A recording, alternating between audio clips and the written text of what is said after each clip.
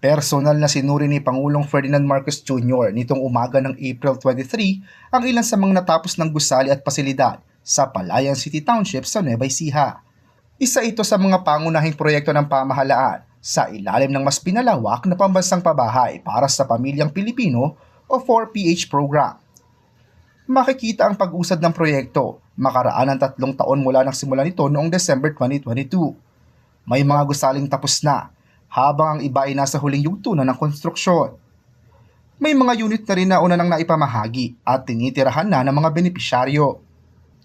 Bumisita rin ng Pangulo kasama ang ilang lokal na opisyal ng Palayan City sa ilang pasilidad gaya ng Central Park at Clubhouse na bahagi ng komunidad.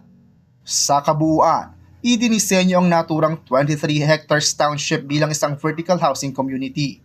Magkakasama na rito ang housing units, open spaces at iba't ibang shared amenities. Sa oras na makumpleto, inaasahan daw na makikinabang sa 24 residential buildings ang mahigit sa 22,000 pamilya. Samantala, bukod sa pagbisita sa pabahay, pinangunahan din ng Pangulo ang rice distribution sa mahigit 100 ambulant vendors at kadiwa beneficiaries sa Farmers Plaza sa lungsod. Raymond Tasoy, CLTV 36 News.